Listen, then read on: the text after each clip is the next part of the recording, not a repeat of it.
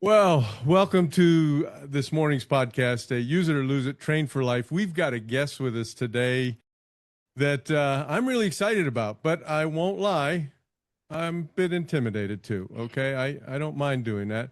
We have Stacey Sherman from Soul. Stacey, what's the name of your business? Soul Studio. Soul Studio, right? And you are all about empowering women. And I was kind of on you're on your website, and I was kind of looking, well, how can I introduce?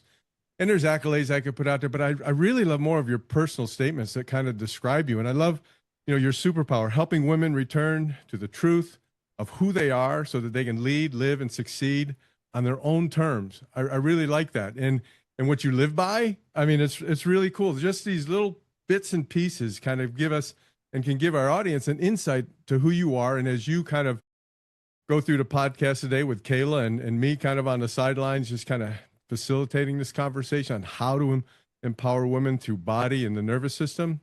I love it. Stillness through hustle. Maybe you'll dive into that a little bit as you explain things throughout the day.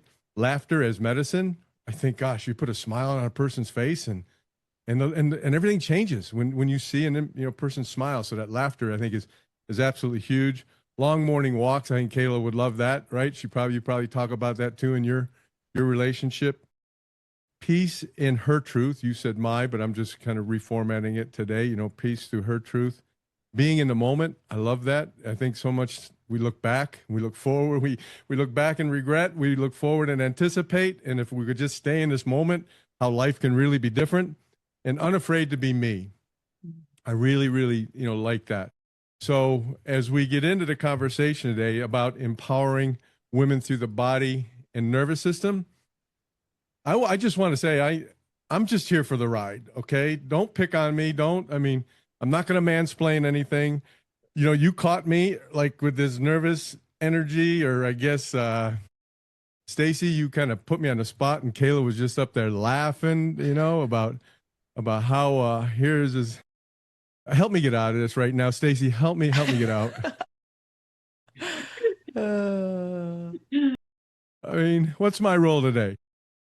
Your role is to be you, Okay. right? Not pretend to be someone or get in your head about how others are going to judge you or what, all the things. And this is what we did this right before this call was help you regulate your nervous system, right? Which I think caught you a little bit off guard, but Off in guard. that moment, okay, Making go me ahead. take deep breaths, and I mean, just in my office by my, with you two online, yeah.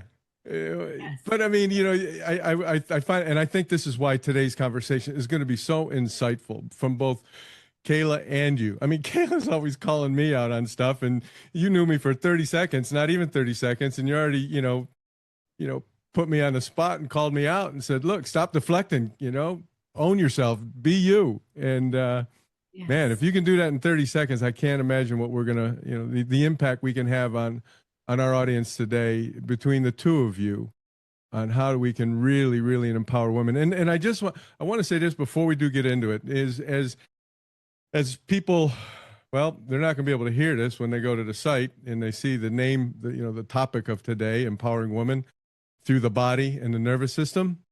And there might be some men out there that are saying to themselves, well, I can skip this one. I'll wait to the next one, or I'll go listen to the previous one again because it doesn't really involve me. It's all about empowering women. And I think there's a huge role that we play as partners, as spouses, as friends, as fathers, to empower women. And I think it's so critical that you don't hit the skip button or you just don't change the channel, that you take these few minutes today and really dive into what Kayla and Stacey are about to talk about, because I think it'd be huge for your relationships.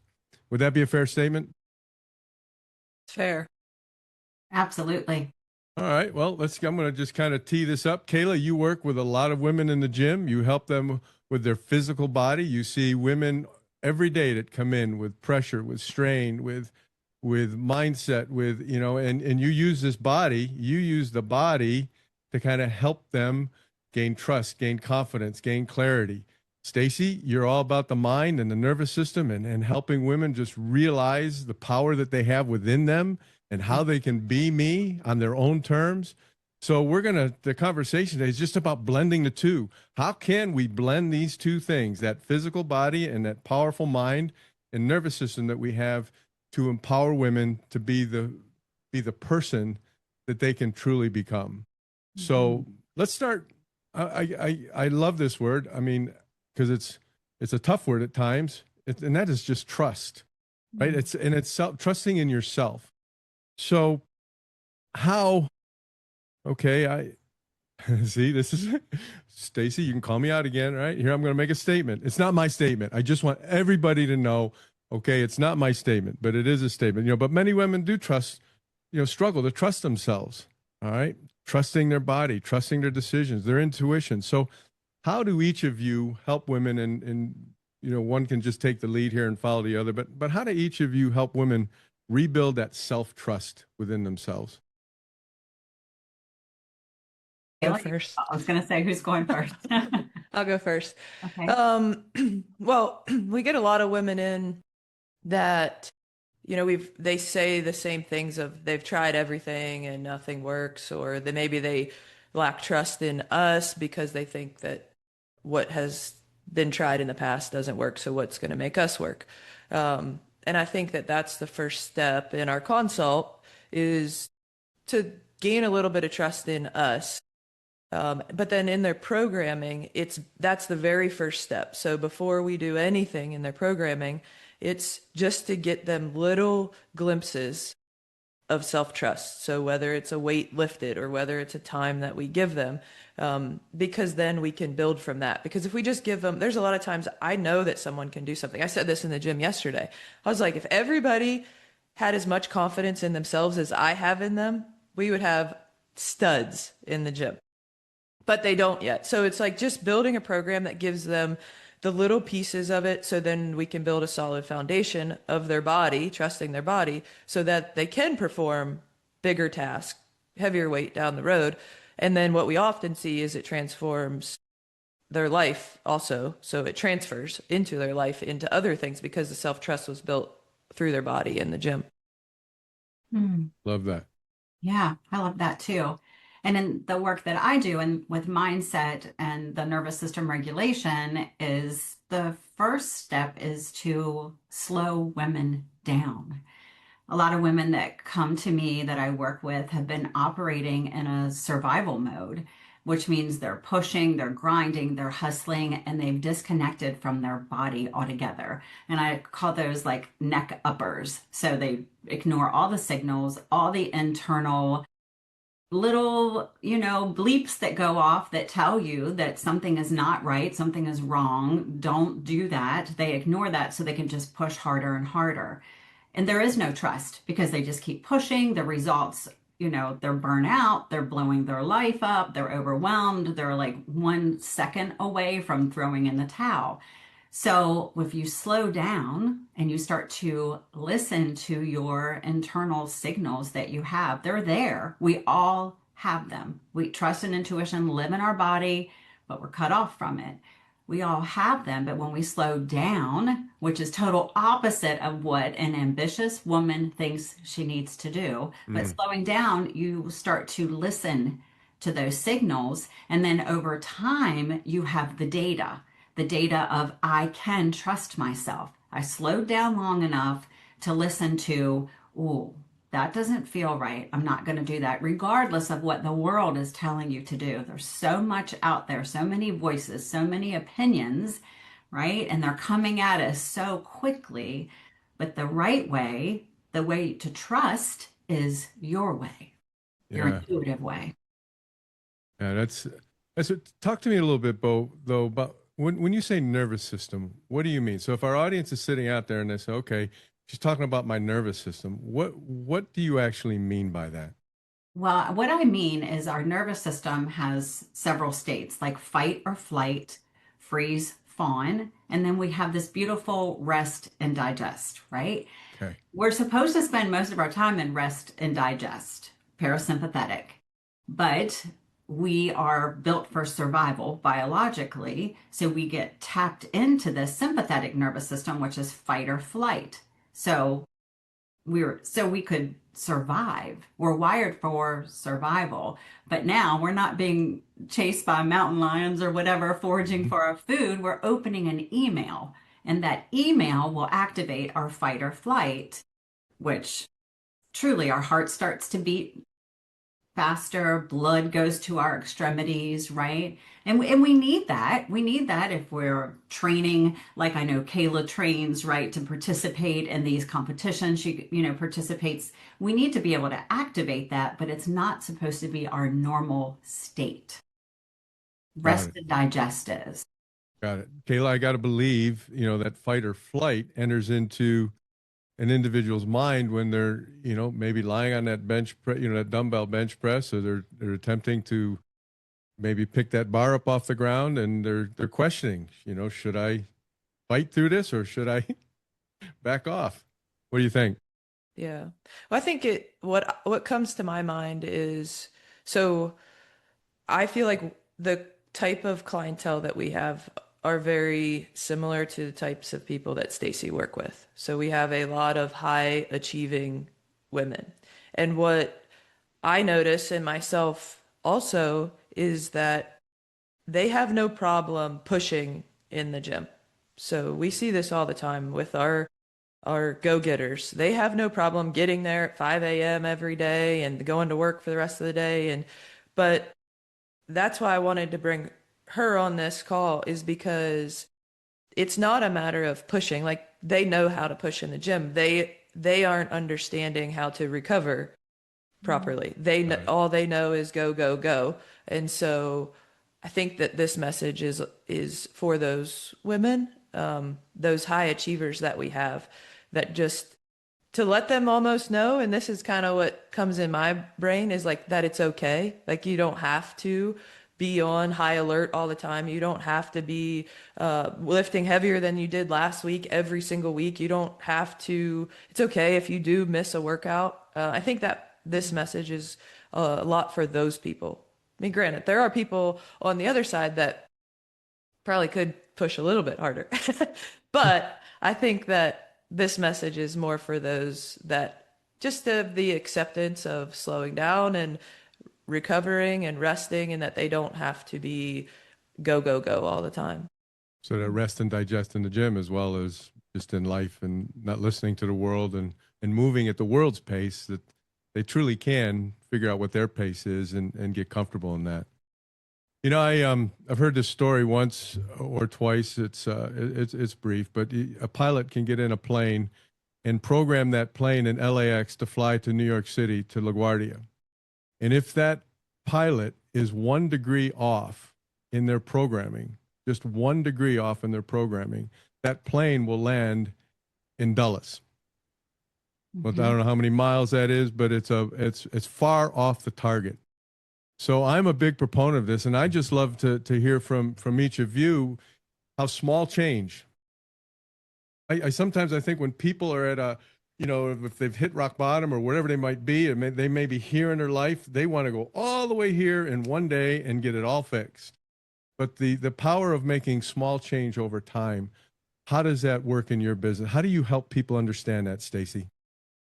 I love this. And Atomic Habits is one of my favorite books. And he talks about that, right? Like that 1 degree, 1%, you land in a completely different place. And those changes are the big changes, because when you change something small, right, you regulate your nervous system, you build a pattern, you build a habit, it becomes familiar. You're not in as much resistance. New Year's resolutions makes me think of when everybody decides everything is going to change the next day. And what you do is you freak out your nervous system.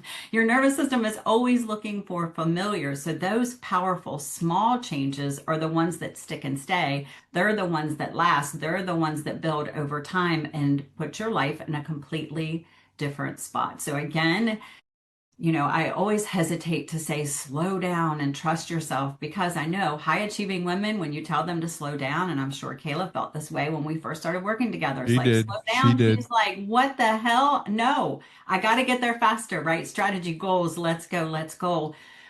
Or let's go. But what's interfering with that is you. It's Mm, you. It's your nervous system. It's science. Part of your brain cuts off completely when you're in fight or flight. So you can't even achieve what you want to achieve by just pushing and grinding all the time.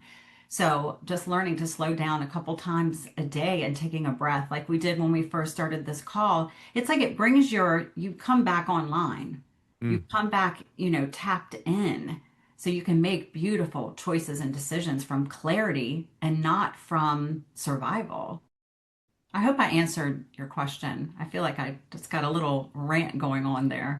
I don't think so at all. I mean, Okay, good. you provided a lot of clarity, which you just ended with right there. I mean, in that, Kayla, I mean, any thoughts on small change over time? Yeah, I think that it comes down to also enjoying the process. Mm, So I saw this with Stacey, so I'm guilty of this too, but we see this a lot with women in the gym. In the world of instant gratification, they want things ASAP. They want things now. If I start working out, then I should see results tomorrow or next week. But the people that see the most results are the ones who just have fun in the process and enjoy it Mm, and aren't really looking for the end goal every single day. And I noticed that myself in the work with Stacey. It was, I mean, granted, I'm still fairly new, but in the beginning, it was just like, wow, nothing's changing, nothing's changing. It's like, dude, it's been a week, like, relax. But then mm, that's what I talked to you about, Kevin, was like, how is it any different with our clients? Like, I have this same conversation and consults every single week, and I tell people, well, you've only been here a week, you've only been here a month, like. Once you just start settling in and enjoying it and stacking those small wins and those small habits, down the road they will compound and then you will see without even looking for it every day they will come back and you will notice the change. So yeah, I think that just trusting the process and enjoying the process, because that is the whole thing, is that's the whole, like, it's not the end result, it's the whole the turn. middle game that is what wins in the mm. end.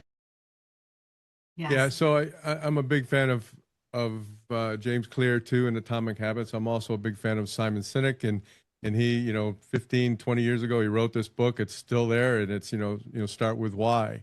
And I think we've done a great job of why it's important right so far. But I got to believe some of our audience is sitting out there and saying, "Okay, cool. I understand what you're telling me I need to do, but how in the world do I do it? How do you help people, Stacey, it'll start with you. How do you help them reconnect with those signals? First of all, understand being able to listen to them, but being able to hear them. But then once they do recognize them, how do you help them kind of reconnect? Well, I start very much like how I started with you today, right? When they're looking for calmness. They're looking for all these things externally through achievement. Okay. So, like if I hit the next goal, if I reach a certain revenue, if my numbers are this, all the things, there's a reason they want that. And that is because they're trying to feel something internally, but they're focused externally.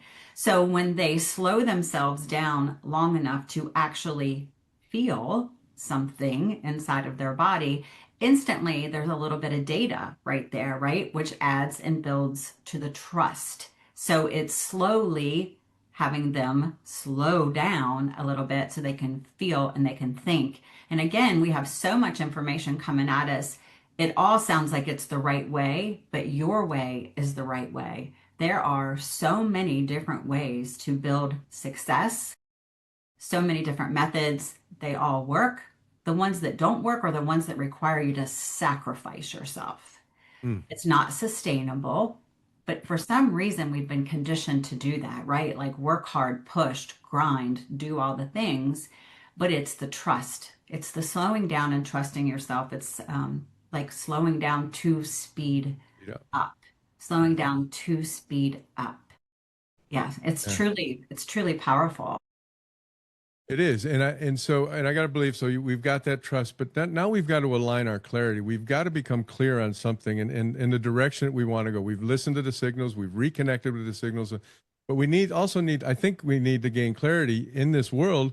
You know, Kayla and I have talked about this in other podcasts. I'm sure you deal with it on a daily basis when you're coaching your people, Stacey.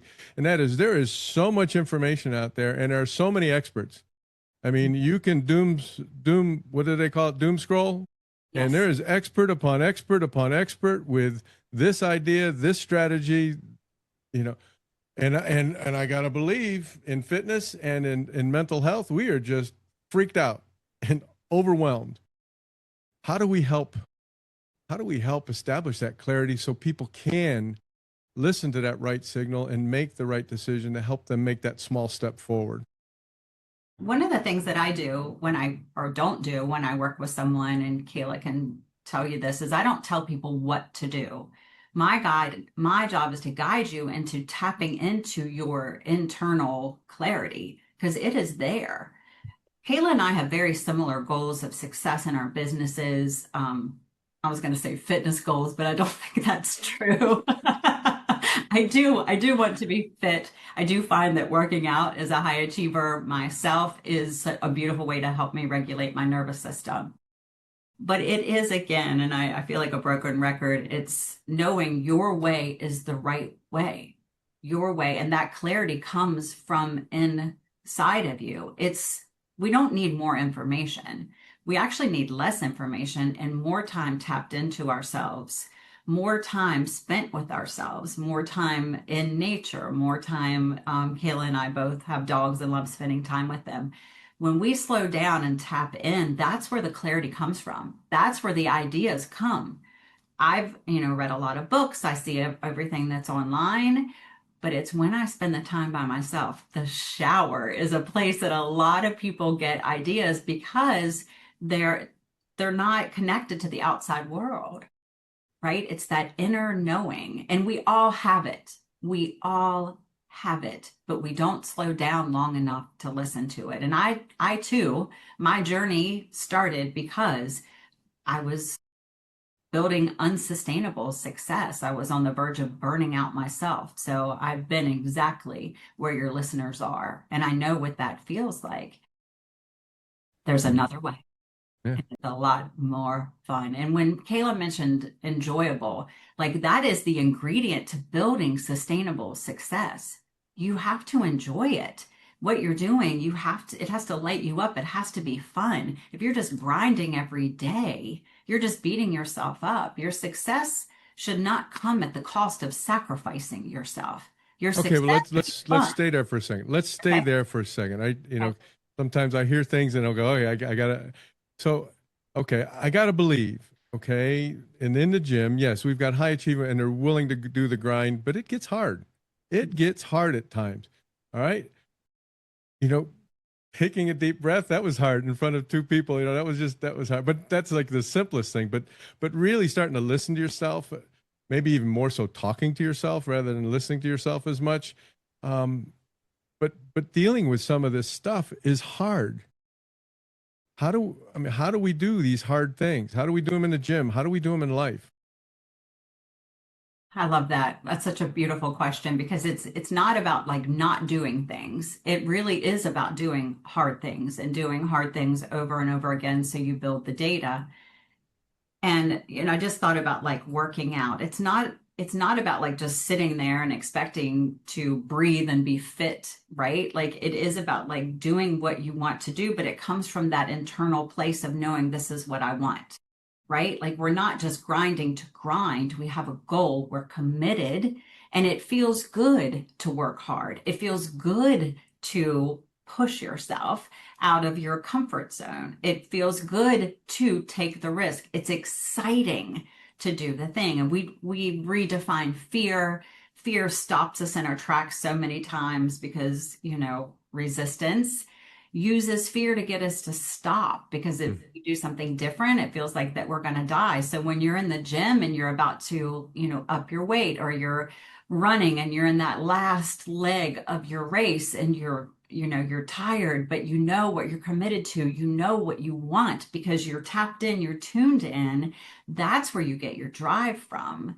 That's where the commitment, the love of yourself, the honoring of yourself overrides the hard. It's like, yeah, that was hard, but it was amazing. Kayla, do you have anything to add? I'm Yeah. gonna talk Yeah. for a second. uh, so I think what comes to mind for me, and this kind of ties into a lot of what Stacey just said, is we see this all the time. A client comes in and they say they want to lose 30 pounds. And I think a good coach in the fitness world doesn't just stop there. They keep asking why. So just like Stacy said, if a businesswoman wants to make more money, have more revenue, she's searching for a feeling, not just those numbers. It's the same thing in fitness. If a woman wants to lose 30 pounds, it's not just the 30 pounds. There's a reason why she wants to lose 30 pounds.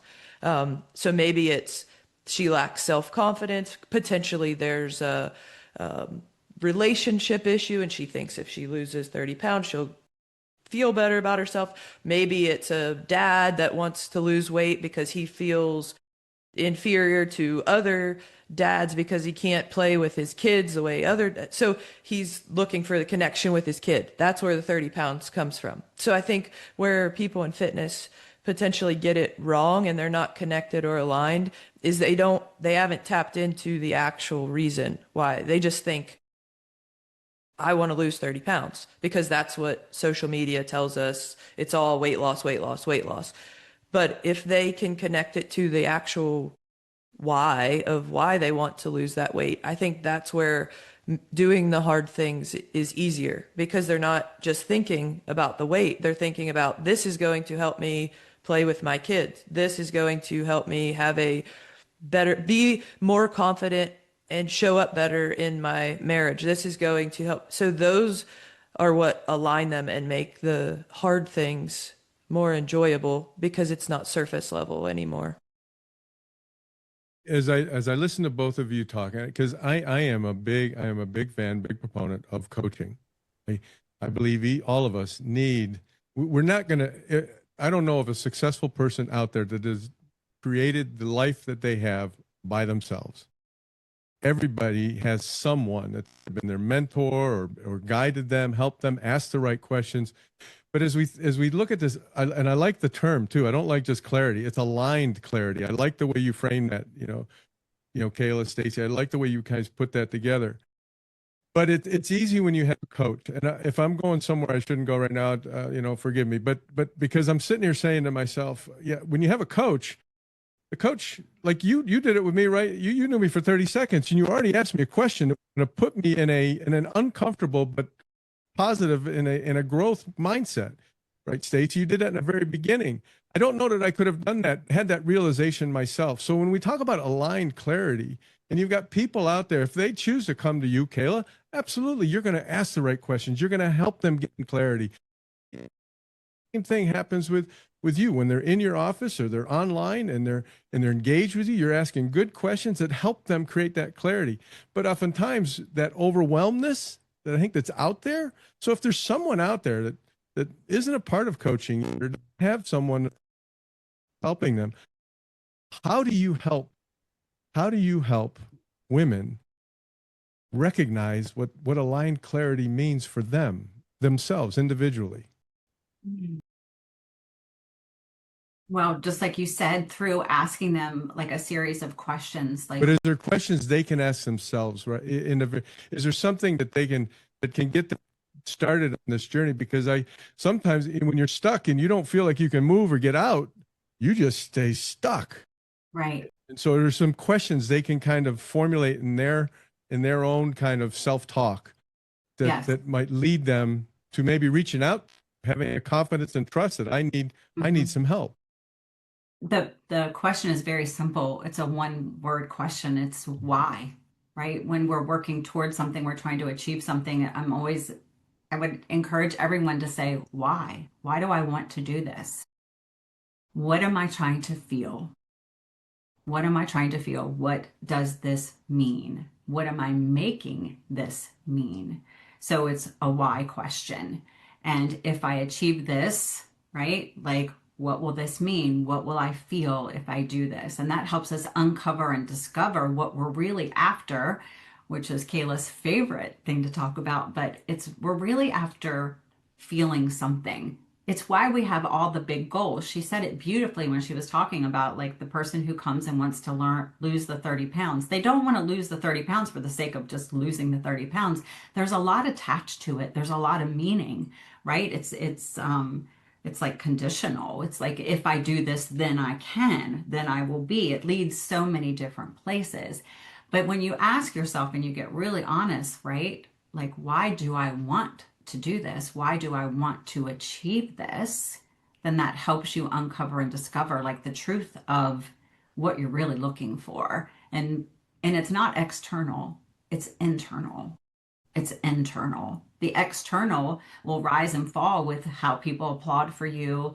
If if you're hitting your numbers, if you're doing the thing, if you're hitting the weight, right? It's the internal that we want to connect to. The internal is what achieves the external. And we used to believe that the external, or we've been conditioned to believe, the external achievement creates the internal Mm. fulfillment. And it doesn't. It is a roller coaster that I know I've been on it. I know all of you listening have been on it, right? It's like your emotions rise and fall with whatever the day is throwing at you. It's Mm. not a fun ride, not at all. Yeah. Kayla, any thoughts on that? Um, yeah, I mean, I agree How that do you feel that about that? get out of here. Get out of here. Yeah, I'm just trying to think as far as from a fitness side. I've had enough clients now and I've talked to enough people. Um, and as a fitness coach, I feel like what I try to do is that feeling that they're searching for is try to bring it out in other ways other than that external goal that they're reaching for. So if there are little glimpses of confidence being built, even if they haven't lost a pound, or if I notice things in their lives that's happening that shows that their confidence is growing, even without losing weight, trying to point that out because I feel like you can get them to recognize. Sometimes they're not recognizing it. I know that's a big thing for me is things are happening, but I'm just like too shut off to even see it. And so as a fitness coach, I think that's a job of ours is to help people recognize those wins, even if they're not tied to that external goal.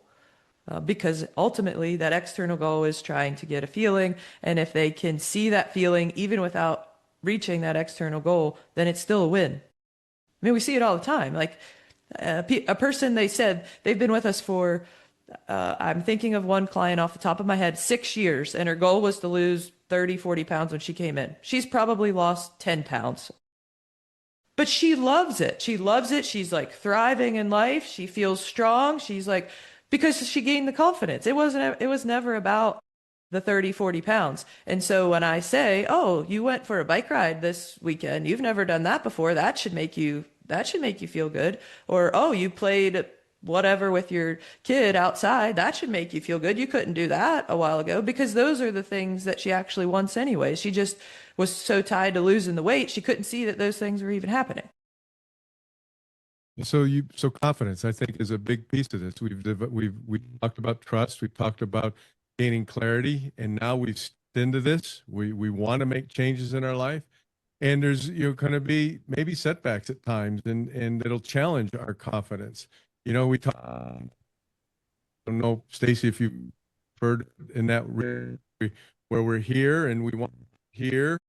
We understand we probably got to go down here before we start to go up. There's going to be an investment that's made that you're not going to just start that nice comfortable climb to where you want to go. It's going to be squiggly, right? And there's going to be setbacks. So how do you help build that confidence as a coach? And where do you see that confidence most? Where do you see it most in your Okay, I don't know if it's my sound or It's Kevin's dial-up internet. That's what? Seriously? Yeah. I mean, it was like spotty, It was but we perfect. got I was perfect. I think we got the As gist long of as you're perfect in your own mind, that's the work, Kevin. That's what we're That's all here to do, and that is well done. just And it's getting worse. So you're just just making it, proving proving the point. But I'm was the question, what was the question, Kayla? I'm like how completely sidetracked now. I think when people experience maybe low points or small failures, how do they still maintain their confidence or gain confidence through that? Got it. Got it. I think either things are a win or they are a lesson or a gift. And I feel like when we talk about like failure and what I think Kevin said, that sometimes we have to go down before we can go up. I think about like climbing a ladder and your footing isn't quite right. It's hard to readjust in the middle of the ladder. You almost have to go back down and then climb back up. But on the journey of all of it, the journey back down, you learn so much about yourself, right? We learn a lot about ourselves in the storm a lot more than we do on calm water. And I think in those moments, right, we build the confidence there, small little movements, small little moments where we're tapping in and trusting ourselves. That builds the confidence over time, little bits and little bits. And then before you know it, you're like, wow, I got my own back. This is great. Wow, I can really trust myself. So then you start to, your response time is faster. You start choosing faster. And it all starts with those little moments, right? Setting that boundary, saying yes when you really want to say yes, saying no when you really want to say no, using your voice, telling someone or saying, like, this is how I really feel. It's those small little moments and movement that builds the confidence. So you learn those in those down moments, right? When things are happening. I always say life gets lifey. The work I do is not about controlling the external, it's about navigating it. It's the journey of all of it. And I think it's, very similar in fitness. Mhm. Yeah, what comes to mind for me is the the topic of the downtime. So we always say that that's progress too, especially when it comes to like nutrition, when we're talking in our client consults about nutrition, is a client came to me and they haven't paid any attention to nutrition in years. And so they have a off week, the holidays come and it's like, oh man, I failed. And it's like, okay, well, it was 1 week. Like that's a lot better than 5 years that you were, off the wagon. I don't like to use that term, but that's their words, is they were off the wagon and weren't paying attention to nutrition. So this is 1 week. Then the next thing, 2 months later, they say, I just didn't do very well this weekend. And I'm like, okay, well, that was 2 days. So we've gone from 3 years of not paying attention to your nutrition, then 1 week, and now we are at 2 days. So there's still progress here because you probably learned from the past, mistakes that you made that it doesn't feel good. Like your body doesn't feel good. You don't feel good in the gym. You don't feel well when you eat off normal routine like that. So now we are learning. And then maybe you have another 6 months and we say that's progress because now you went 6 months and you have been pretty much on track. You've logged all your food, you've hit all your macros. That's still progress. And you learn from those down moments. So I think, yeah, in the same thing with maybe consistency in the gym, is I always try to point that out, is you missed a week. Okay, no big deal. You went 3 years without training. Now you only miss one day. So we're still growing over time, even if there are those little down moments, because people learn in those down moments that they don't like the way that they feel or their bodies feel after those times. Mm. like that. Stacey, you mentioned just a little timeout. If I have unstable internet, not an unstable, right? Just an unstable internet wave or something, because I It's want just shake. It is shaky right now. it is It's like cutting in and out. You're like, get a 3 words in. about Good thing you're the editor of this and you can edit this out. well, okay. So hopefully, well, there it goes. A Yeah. default microphone has changed to my iMac. Well, I can hear you. It's just a little bit, The app will fix it though. Does all right. Anyhow, so let's go. We'll edit this out. So high achieving people, all right, and you mentioned this, earlier, just in that New Year's resolution type of mindset, and everybody's all gung ho at the beginning, and they're ready to go, and but then life takes over, things happen. Ability, Kayla, you mentioned just a second ago, just consistency. All right, I'd like to kind of dive into more sustainability, because here's what I do see in the high achieving women that I work with. All right. They think they can tackle everything. They can do it all. I watch my wife. She's on the phone talking to her mother. She's cooking. She's got laundry going. And I can do one thing at a time. Okay. I can do one thing at a time. But, high achieving people tend to believe they can do everything all the time, which leads to burnout, which leads to overwhelm. So, how do you help people create sustainable systems so that they can continue moving forward toward their goals? I love talking about this so much because somewhere along the way, women as little girls were conditioned to do all the things. And, if I will just go back for a moment and know that it's all done in wanting to be loved, wanting to be accepted, wanting to be included, approval, all the things. Maybe little girls are a little wired a little different than little boys are. But so then we start to perform, we start to do all the things because then it gets us attention, it gets us approval. So we stay in that. Okay. And then as grown women, we're still operating under the same patterns, the same beliefs, the same everything, which is turning us into women who talk on the phone, cook dinner, do laundry, right? And here's the interesting thing. When we're doing all those things, we're not doing any of those well. It's not possible, right? We have in our mind, we believe that we are, and we're being applauded for doing all the things.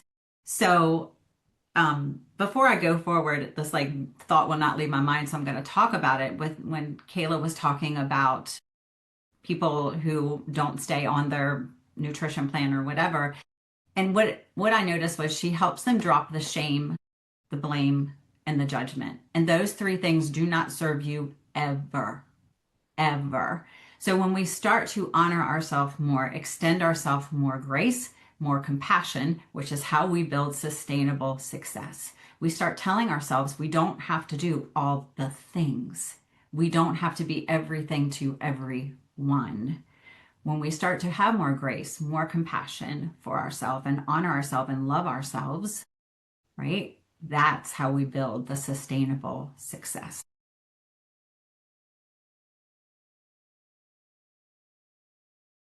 Anything?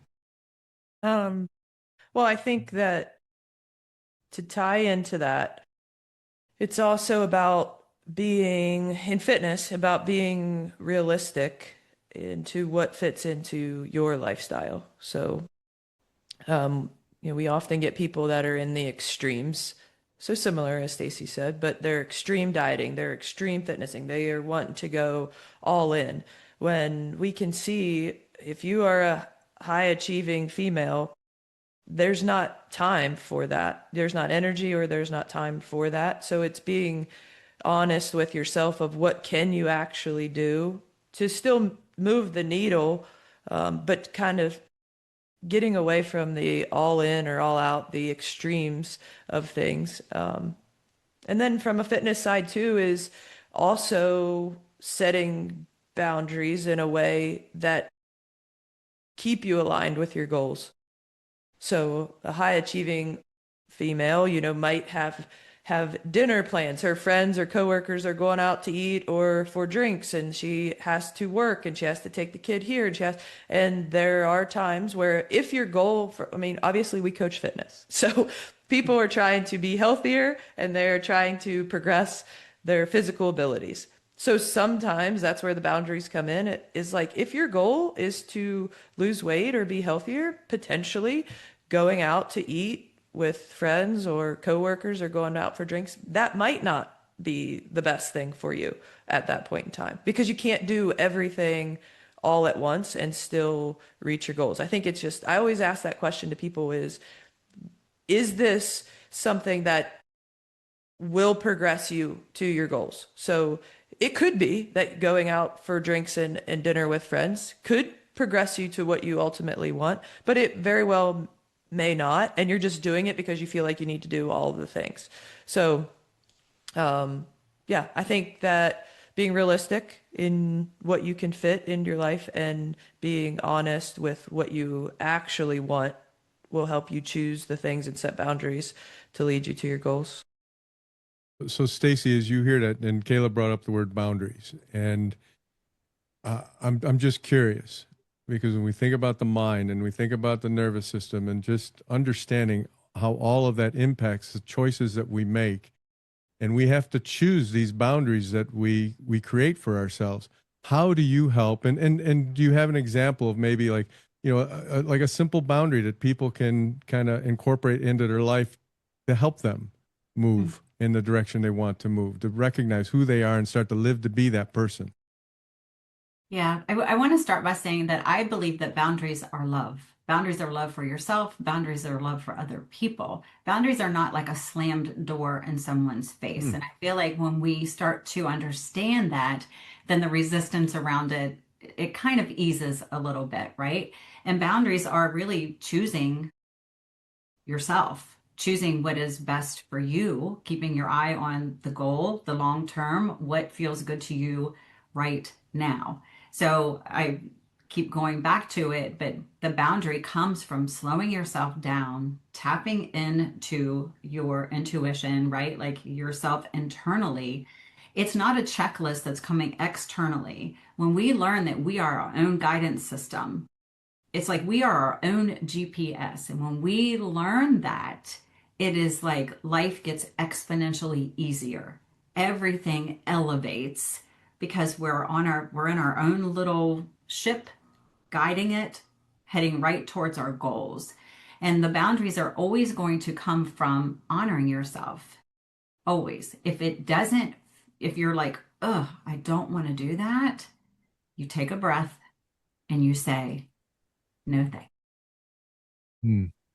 Because I think in large part, don't and I'd really be curious of your opinion of this. I mean, I'm of the mindset that may be too strong of a statement, but I'm of the mindset that we all really know what we need to do. It's just being able to make that choice. I mean, Kayla, if we put a McDonald's meal in front of a client and we put chicken breast and broccoli and rice in front of a client, we say which is the healthiest choice that I can make.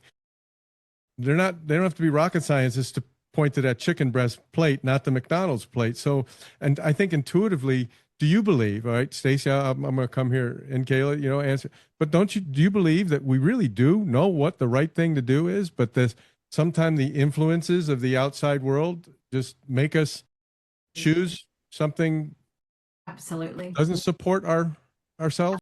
Absolutely. And because we've been doing it for so long, the way that our brain works is we have like neurotabs inside of our brain, which are, events, circumstances, beliefs that are familiar. And think of them like little post-it notes that are in your brain.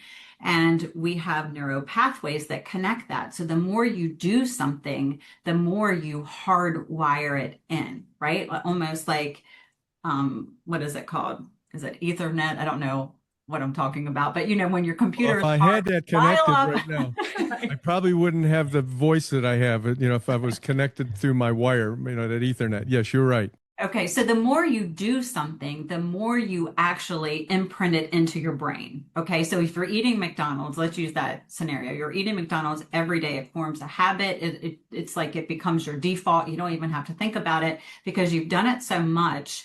Just think about like the wire's gotten big, right? It's hard drive. Like every day I go to McDonald's and get a sweet tea and a double cheeseburger or whatever. So when we start to shift into what we know is right. Like the meals are in front of me. I know that the chicken and rice and broccoli is the better one, but I'm not used to doing it. It's not familiar. So there, I don't, maybe you don't even have a neuro pathway that's connecting that. But here's the beautiful thing. The more you choose it, the more you hardwire that into your brain, and you actually thin out the pathway of the McDonald's. So before you know it, after doing the healthier choice over and over again, it becomes your standard. It becomes your default. So when you pass McDonald's and you're like, I might get a sweet tea or something like that, then it's almost like, wait, that doesn't even feel right. Like it takes more effort to do that. So it's back to, what you said, that 1% in the very beginning, right? Of like making those choices and decisions. We do know, but we've just formed these habits and behaviors that have become familiar. Yeah. How do you feel about that, Kayla? I was looking at Kayla to see what she was going to say. I'm not short on words. She knows that. No, I Well, agree. That's exactly. I couldn't have said that any better. I think she puts the science behind it, which is good for yeah. our clients to hear. I think I love this conversation today, and I love how it's evolved. To the audience, if my voice is cracking up and because of my equipment here or internet or whatever, the beauty of this is that the two voices that needed to be heard today were heard very clearly and with heart and soul behind it. So we've talked about building trust, gaining aligned clarity, building that confidence over time, making it sustainable so you can stay on this journey and not get off. But again, how do we make this fun? I mean, how do we enjoy life, right? How do we make choices that are going to support us and have it be fun? How do you help women that feel that pressure to have to do everything, to just pause, reflect, and just take some enjoyment out of the journey that they're on? Kayla, you talked about it earlier, the process, enjoying the process. How do we find fun in this? Well, I coach women to intentionally infuse it into their life, right? Add more joy to what you're doing, even the things you don't want to do. How can I make this just a little bit more fun? I talk about one of the things I dread doing is unloading the dishwasher. Like I will hand wash dishes before I will take the time to unload a dishwasher. Really interesting, right?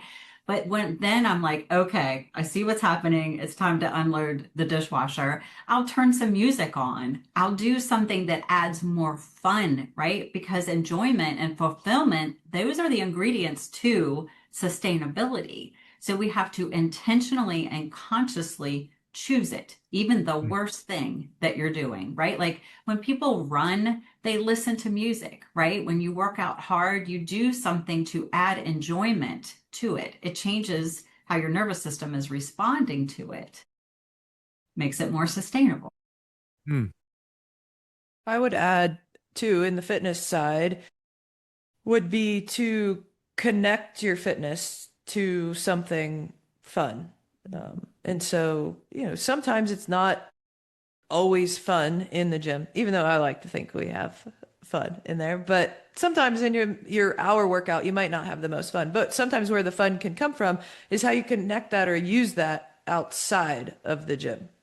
And I always praise people when they send me pictures of hikes that they did or events or competitions that they've done, or even just being able to do something with a kid or grandkid that they haven't been able to do before, because that's the whole reason why they're doing fitness. And so maybe that hour that they're in the gym, that's not maybe the most fun. It's going to lead to the enjoyment outside of the gym. Whether this is connected or not, but I think about this because as you think about creating fun and using tools or tricks to kind of create an environment that it's more fun to do that task. I want to ask you about just reflection, because at the end of the day, as somebody said, well, am I moving in the right direction? Am I doing the things? Am I living the way Stacey's encouraging me to live? Am I doing the things I need to do in the gym? And do I have the right mindset as I go about this? But I don't know. I mean, I can do, and I think many people, they can do 10 things right in a day. They can knock them out of the park. They can they were amazing in 10 things, and they do one thing wrong or one negative thing happens. and they rest their head on the pillow that night, and before they go to bed, they are not thinking about the 10 things they did well that day. They're thinking about the one thing they did wrong. How do you help? You know, because I think part of the fun and enjoyment and fulfillment is recognizing the truth in the day, right? Really, the truth in the day. Yes. So a lot of that goes back to the science too.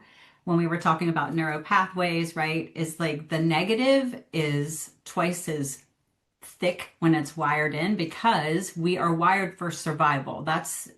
We're biologically wired that way.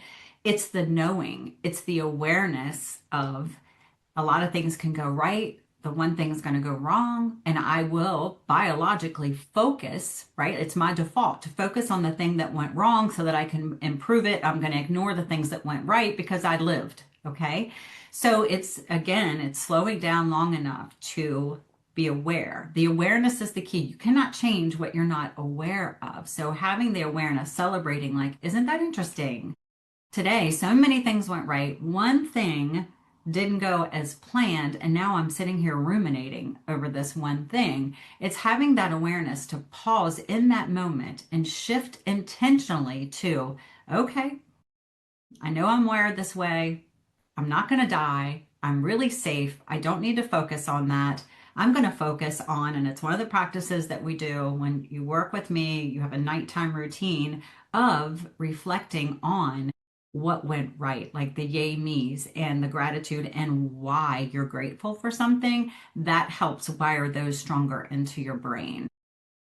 Yeah, I love that. I love it. Kayla, do you have anything to add? You know, people walk out of their workout, right? How's your workout? Oh, I didn't do that, or I wasn't able to do this. Yet they were able to do everything else, but they weren't able to. And that's what their walk out of the gym. That's their mindset when they walk out. Anything to add to how you help your clients kind of just see the truth and what really happened that day? Yeah, I mean, I feel like that's 90% of our job is to bring awareness to the things that they are doing well and doing correctly because they don't see it a lot of the time. So I feel like that's 90% of my day is just highlighting, just the highlight reel of people's days. Is no, we're not going to talk about that. But you did this really well. That looked awesome. Or, hey, this was really great. Or you did this past weekend. That was great. I mean, I feel like that's our job. That's why we're there. And that's why a lot of people hire us is because they know that they can't see it. And if they were left to their own devices, they wouldn't have awareness around it. Yeah, I think I do. I think it's awesome. Some people, that's fluff. And that's not fluff. That's not. I mean, we need to take time and reflect on the good things that are actually going and be grateful, like you mentioned, Stacey. As we wrap this thing up, we always like to end our podcast, Stacey, with just maybe either some words of encouragement or a takeaway. A takeaway that you would like our audience to have after today's conversation. Kayla, I'm going to start with you. I'd like Stacey to kind of take us out today. Okay. Kayla, if there was Sorry, one, the sun is the sun. I need blinds. That's my next thing is I need to buy blinds because the sun is always shining on me. I'm so glad the sun's shining though. Right? yeah, what's a takeaway, Sunshine? Takeaway. Well, I think number one is to make sure that you're taking care of both, we say mental, but nervous system side and your physical side. Because I think a lot of people fall into one category and not the other, and they're not together.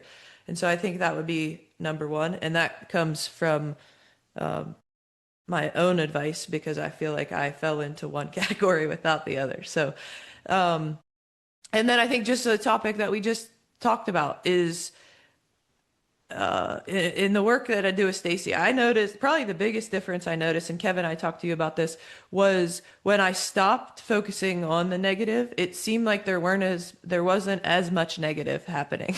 And I don't think anything actually changed other than I wasn't trying to focus on it. And I just seemed happier and that things were going better, even though probably nothing actually changed, just my thought around it changed. So I would challenge our clients to take the same stance is just to focus on what is going well and kind of hold the commitment to yourself to not complain.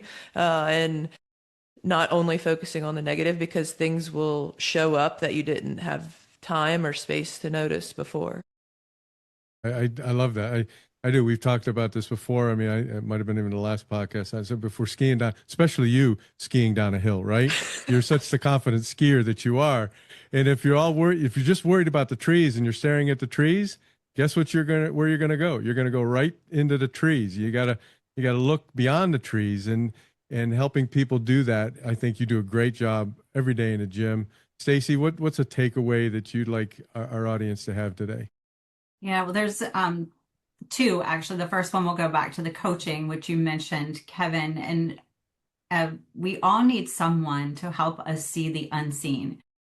We don't see things as it's happening. We see things as we are, right? So we don't see the truth. We see things through our own lens. So having a coach to reflect back really the truth to us is super, super powerful. The second thing would be how powerful our focus and attention is to, what Kayla said. There aren't a lot of rules in life. It's not like this thing happens and it absolutely means this. It's how we respond to it. Mm. That's where our freedom is. That's how we create the life that we are desiring, the life that we all actually, we deserve it. We deserve that life. It's how we respond to things. It's what we make things mean. So know that you have power in that. You have power in your choices, and you have power in creating the life that you desire. And like I said, deserve. Mm. Yeah, I like that. There's a difference between reacting and responding. That's a whole nother podcast, probably, right? And just and how we do that. Stacey, if someone wanted to reach out to you, how could they find you? Are you on social media, website? Can you give our audience a little bit of that information? Absolutely. I am on social media under my name, Stacey Sherman. I do have a business page, but I spend more time on my personal page so they could follow me there, send me a DM. And my website is Soul Studio, SOUL studio.us. Lots of information there and a way to contact me there. You have a blog too. Do you keep Yes, up with the yes, blog? Yeah. absolutely. That is pretty new. Started that just a couple months ago, but yes, we do have a blog now. Nice.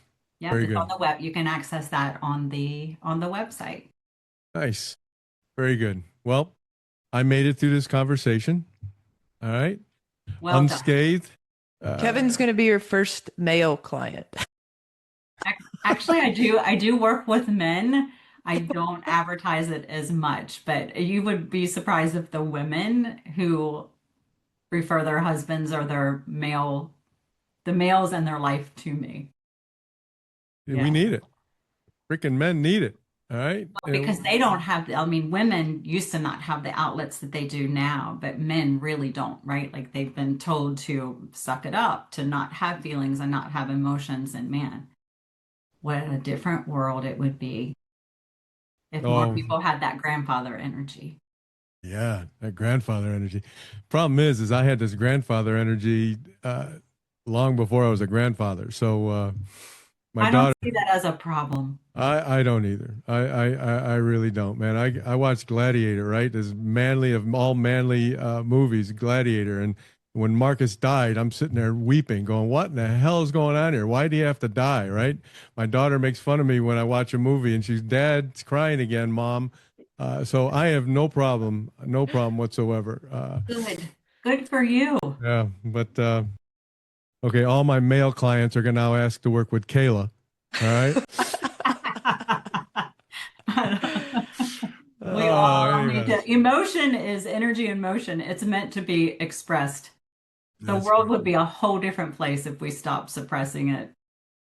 Thank you both, for today. Your insight, both of you, the insight that you communicated to our audience, I think is very, very valuable to both men and women.